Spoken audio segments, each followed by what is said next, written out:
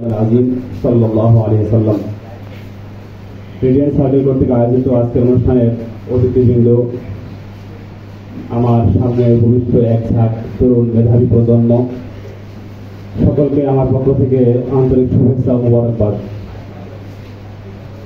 আমার কিছুক্ষণ পূর্বে যে বক্তা বা আমাদের জুনিয়র ছোট ভাই আলোচনা করে গেছে, এত সুন্দর আলোচনা, বচনভঙ্গি, উপস্থাপনা এত সুন্দর, এরপরে কথা বলা শুধু লজ্জাজনকই নয়, এটা হীনমন্যতাও আমার কাছে নিজের কাছে মনে হচ্ছে। এরপরে কথা থাকে না, এত সুন্দর কথা বলেছে। আমি আমার বক্তব্য বড়দের জন্য নয়, আমার বক্তব্য আমার জুনিয়র বা আমার ছোট ভাইদের জন্য। একটা গল্প দিয়ে শুরু করি। অনেকক্ষণ আলোচনা শোনা হয়েছে, কিছুটা খাবারের মাঝখানে সালাতের কাজ করবে একটা গল্প বলে। একজন ব্যক্তি গুপ্তধন পেয়েছে, অসহায় একজন গরিব, গ্রামের একজন গরিব, সে একটা গুপ্তধন পেয়েছে। উঠানোর পরে দেখতেছে যে ওই কলসের ভিতরে কিছু মার্বেল, আমরা গুটি বলি আমাদের এলাকায়, কাছের গুটি বা মার্বেল, একেবারে সম্পূর্ণ কলস পূর্ণ এই মার্বেলে।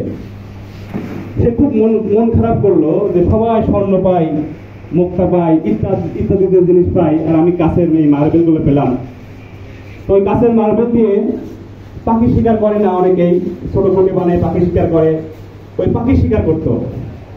এই করতে করতে সবগুলো যখন শেষ হয়ে যায়, ওর পকেটে দুইটা এক সবসময় থাকতো, ওটা দিয়ে পাখি শিকার করতো। একদিন শহরে গেছে, শহরে যাওয়ার পর স্বর্ণকারের দোকানের সামনে গেছে। দোকানগুলো সাধারণত এসি রুম হয়, গ্লাস দিয়ে ঘেরা হয়, একটু আকর্ষণীয় হয়, ডেকোরেশন গুলো অনেক সুন্দর হয়।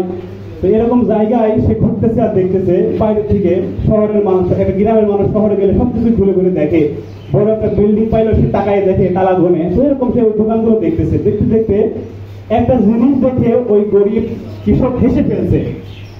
সে দেখতেছে যে ওই কাছের ভিতরে বাধাই করা ছোট্ট একটা পাত্রের ভিতরে ওর পকেটের যে মার্বেল গুটি, এই মার্বেল গুটি ওই স্বর্ণকারের দোকানে কাজ দিয়ে বাধাই করে সুন্দর করে উন্নত জায়গায় রেখে দিয়েছে। এটা দেখে হেসে ফেলছে, এত সুন্দর দোকান, আর যে মার্বেল আমি পাখি মারি ওই মার্বেল, এটা এত সুন্দর করে রেখে দিয়েছে। তো এই দোকানদার সেটা দেখে, ওরা হাসিটা দেখে ও কারণ জিজ্ঞেস করতেছে, ভিতরে ডাকছে। ডাকার পরে কারণ জিজ্ঞেস করতেছে, ও ভয় পেয়ে গেছে, গ্রামের মানুষ একটা প্রশ্নে একটা হতভম্ব হয়ে গেছে। তো দোকানদার বলতেছে, স্বর্ণকার বলতেছে, তোমার কোনো সমস্যা নেই, বলো কি দেখে, আমার দোকানের কি দেখে হাসলে? দোকানদার চিন্তা করতেছে, স্বর্ণকার চিন্তা করতেছে যে আমার দোকানের কোনো কিছু হাস্যকর থাকলে আমি সেটা রিমুভ করবো, সরাই দেবো। তখন সেই গরিব কৃষক বলতেছে যে আপনার দোকানে সব ভালো লাগলো, কিন্তু আপনার দোকানে যে এত সুন্দর করে কাছের ভিতরে বাধাই করে যে মার্বেলের গুটি রেখেছেন, এটা থেকে আমি হাসি পেলাম যে এই সামান্য একটা জিনিস এটা কি জন্য রেখেছেন। তখন ওই দোকানদার কৃষককে বলতেছে, এটা তো স্বাভাবিক কোনো মার্বেল নয়, এটা তো মুক্তা, যার মূল্য অনেক বেশি, এই জন্য এটা বাধাই করে রেখেছি। বলতে কি মূল্য? এটা তো আমার পকেটেও আছে, এখন দুইটা আছে। তো বলছে তোমার পকেটে আছে? হ্যাঁ দেখো, বের করে দেখাইছে আমার পকেটে দুইটা আছে। ও তখন মনে করতেছে, ওই স্বর্ণকার মনে করতেছে স্বাভাবিক কোনো মানুষ নয়, এ নিশ্চয় ছদ্মবেশে এসেছে আমার দোকানে, ওকে সম্মান করেছে, ওকে আপ্যায়ন করেছে। তখন বলতেছে, এগুলো তুমি কোথায় পেয়েছো? বলছে আমি একটা কলসে পেয়েছিলাম, সবগুলো আমি ফেলে দিয়েছি। তো বলছে এটা মুক্তা, এর মূল্য এত বেশি যে তোমার জীবনের থেকে মূল্য বেশি। তখন ও হতভম্ব হয়ে একেবারে আশ্চর্য হয়ে মাথায় হাত দিয়া, আমি কি করলাম? আমি এক কলস এই মুক্তাগুলো সব পাখি মেরে নষ্ট করে দিলাম, আমার সব শেষ বলে সেন্সলেস হয়ে পড়ে গেছে। এই কথা বলার, এই গল্পটা বলার উদ্দেশ্য হচ্ছে এই, ওই ব্যক্তির কাছে যতগুলো মুক্তা ছিল, ওই মুক্তার পরিচয় না পাওয়ার কারণে সবগুলো পাখি মেরে মেরে নষ্ট করেছে, সবগুলো খেলায় খেলায় নষ্ট করেছে। কিন্তু যখন পরিচয় পেয়েছে, তখন ওর মুক্তা ওর কাছে আর নাই, সব শেষ। তো আমার বলার উদ্দেশ্য হচ্ছে এটা, আমরা সময়কে নষ্ট করি, আমরা আমাদের জীবন থেকে মূল্যবান সময়গুলো সব নষ্ট করে ফেলি। এই সময়ের মূল্য আমরা কেউ বুঝি না।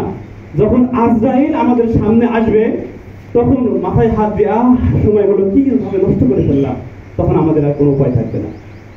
এই গল্প বলার উদ্দেশ্য এটাই যে আমরা সময়ের মূল্য বুঝতে হবে। বিশেষ করে যুব সমাজ, আমাকে যে টপিক দেওয়া হয়েছে, এই টপিক এটা নিয়ে আমাদের বেশ কনফারেন্স হয়েছিল, এই বিষয় নিয়ে লম্বা আলোচনা হয়েছিল এবং আমার অনেক নোট ছিল আমার। যাই হোক, এত লম্বা টাইম আলোচনা করার সময় নাই, শুধু কয়েকটা বলবো। সেটা হচ্ছে, আমরা ছোটবেলায় যখন কায়দা পড়তে যেতাম, বক্তব্যে যেতাম, তখন এই কায়দাটা আমার থেকে বয়সে যারা বড় তারা এই কাজটা করেছে, যে কায়দাটা বুকে জড়ায়ে রুমাল বা ন্যাকড়া দিয়ে নিয়েছে। কিন্তু এখন সেটা আছে? এখন যেটা আমাকে দিন শিক্ষা দেয়, সেই দিনটা আমার ব্যাগের সাইড ব্যাগে পা দিয়ে লাথি মারতে মারতে নিয়ে আসি। এটা হচ্ছে আমাদের এলএম শিক্ষার একটা পাঠ্য। আমাদের প্রথম বর্তমান জামানার বা বর্তমান যুগের অধঃপতনের একটা অন্যতম কারণ যে একটা শিশু প্রথমে সে কোরআন শিক্ষা করে না, একটা যুবক প্রথমে সে কোরআন দিয়ে তার জীবন শুরু করে না। এটা অধঃপতনের একটা অন্যতম কারণ। অনেক কারণ রয়েছে, যেটা 100-র উপরে কারণ আমার কাছে রয়েছে, বা আমি বলতে পারবো, কিন্তু সময় নাই। কয়েকটা কারণ বলি।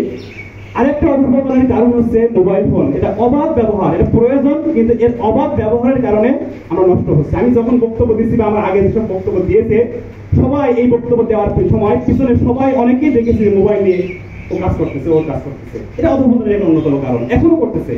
আপনি আশেপাশে তাকায় দেখবেন যে অনেক করতেছে। তার মানে এই যে মূল্যবান একটা আলোচনা হচ্ছে, এটার পিছনে অনেক খরচ রয়েছে, অনেক কষ্ট রয়েছে, মেহনত রয়েছে, কিন্তু আমার ওই মোবাইলের পিছনে এই সময়টা নষ্ট করে দিচ্ছি। আরেকটা যেটা সব থেকে বড় সমস্যা, সোহবাত, বড়দের সান্নিধ্য না থাকার কারণে এর সব থেকে বড় সমস্যা। এটা বলে আমি শেষ করবো।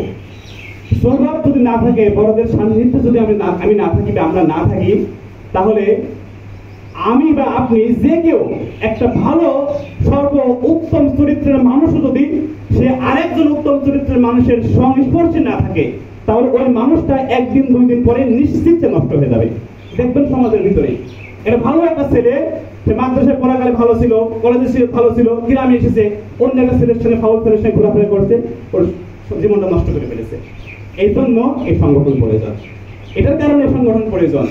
আমরা যদি সংগঠনে করে একটা ভালো মানুষের সঙ্গে চলাফেরা করি, সংগঠনের সঙ্গে চলাফেরা করি, ভালোদের সঙ্গে চলাফেরা করি, তাহলে নিশ্চিত আমি একটা খারাপ মানুষ হলেও অটোমেটিক ওদের সংস্পর্শে ভালো হয়ে যাব। আমি যদি ভালো মানুষও হই, যদি খারাপ মানুষের সঙ্গে চলাফেরা করি, নিশ্চিত আমি খারাপ হয়ে যাব। তো এই জন্য আমি মনে করি যে যে সার্কেলটা এখানে করা হয়েছে বা কয়েক সময় ধরে চলতেছে, সম্ভবত গত বছরের কথা আগেই এটা হয়েছে, আলহামদুলিল্লাহ। এটার সঙ্গে যদি আমি আমার সময়টা কাজে লাগাতে পারি, ওই সার্কেল উন্নত হবে না, আমি নিজে উন্নত হব। তো আমি মনে করি যে ভারতের সঙ্গে চলাফেরা করা, এই দাওয়াতি সার্কেলের সঙ্গে চলাফেরা করা নিজের উপকারের জন্য, সংগঠনের উপকারের জন্য। আল্লাহ পাক রব্বুল আলামিন আমাদের সবাইকে নিজে সঠিকভাবে চলার, সঠিকভাবে চলার তৌফিক দান করুন। আমিন। সুবহানাকাল্লাহুম্মা বিহামদিকা আশহাদু আল্লা ইলাহা ইল্লা আনতা আস্তাগফিরুকা ওয়া আতুবু ইলাইক।